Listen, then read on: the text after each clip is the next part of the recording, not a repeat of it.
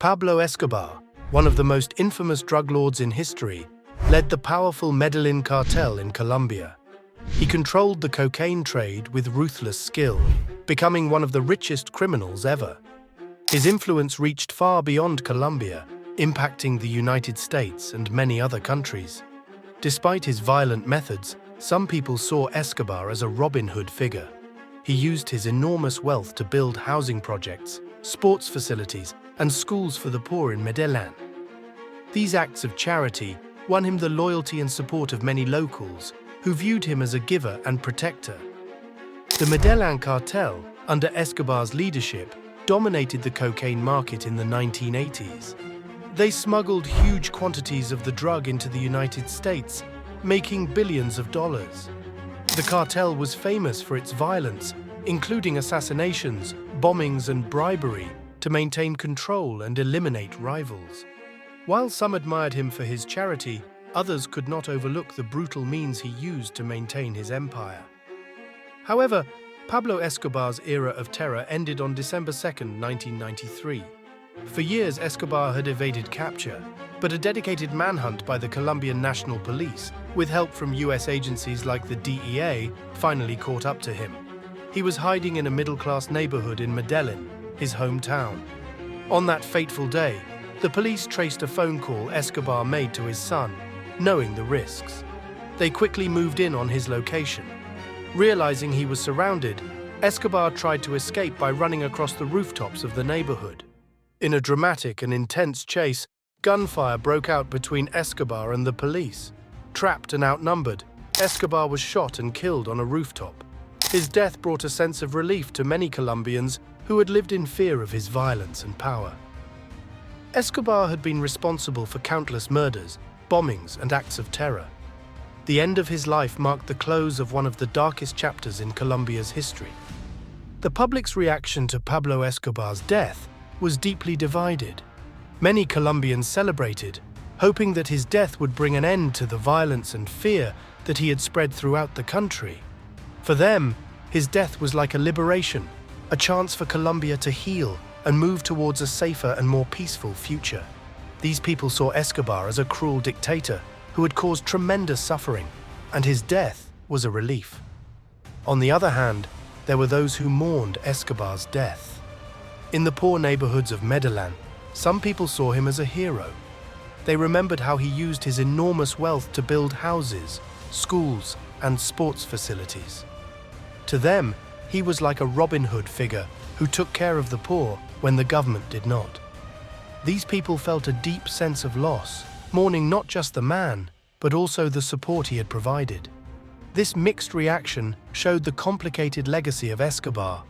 While he was undoubtedly a violent criminal, his acts of charity left a lasting impact on some Colombians. Pablo Escobar's funeral on December 3, 1993, was a chaotic and emotional event.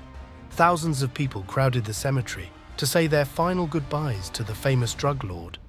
The large number of mourners was a testament to the strong feelings Escobar inspired, both admiration and hatred. The scene at the cemetery was overwhelming. People pushed and shoved to get closer to his grave, some crying and others simply wanting to be part of the moment. The atmosphere was filled with a mix of grief, curiosity, and tension. Due to the massive crowd, Escobar's closest family could not attend his funeral safely.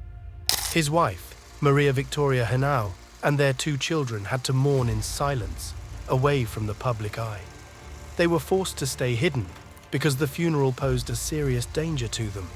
There was a very real threat that rival drug groups who were seeking revenge for the chaos Escobar had caused might use the crowded event as an opportunity to harm or kill his family. Staying away from the funeral was heartbreaking for Escobar's family. They could not publicly grieve for him or be part of the last funeral ceremonies. Instead, they had to find a quiet and private way to say their goodbyes, living in fear of what might happen next. The security risks were too high, and the possibility of violence from Escobar's enemies was a constant worry. Escobar's funeral was a dramatic display of the deep divide in Colombian society. On one side, many people saw him as a hero. These were often the poor residents of Medellin who benefited from his charity. On the other side, many Colombians viewed Escobar as a brutal criminal. His violent tactics caused enormous suffering.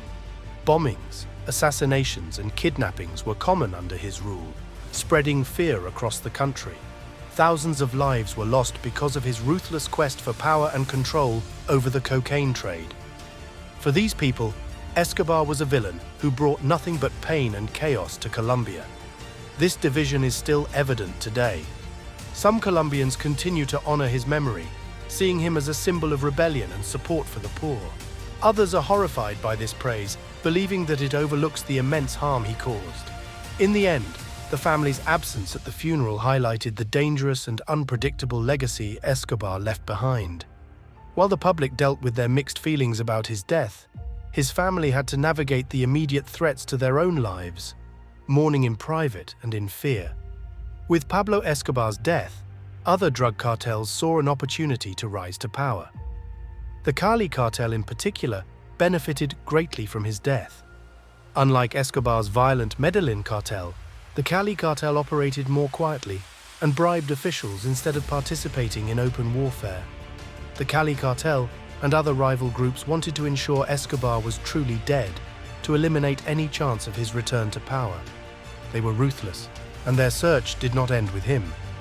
These rivals were keen to destroy Escobar's entire network, including his family and loyalists.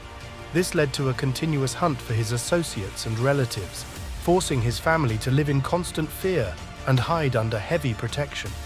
The brutal tactics of these cartels included tracking down and killing anyone connected to Escobar.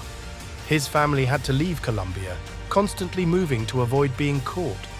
The death of Escobar marked not just the end of his rule in drug trafficking, but a brutal power shift in Colombia's drug world, with new cartels willing to go to any lengths to secure their dominance.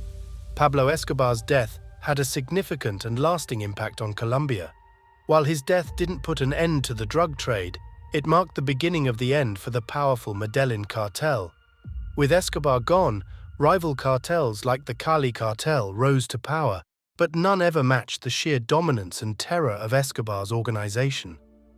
In the years following Escobar's death, Colombia faced the challenge of rebuilding and healing from the violence and corruption he left behind. The government and society had to deal with the aftermath of years of drug wars, bombings, and assassinations. Efforts were made to strengthen the rule of law, improve security, and reduce the influence of drug cartels. The government, with international help, took steps to dissolve the remaining cartels and cut off their financial networks. The scars from Escobar's rule of terror are still visible.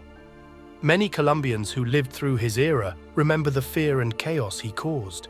Yet his legacy is complex. In some poor neighborhoods, Escobar is remembered for his charitable acts. However, for many others, Escobar is seen as a brutal criminal who causes great suffering.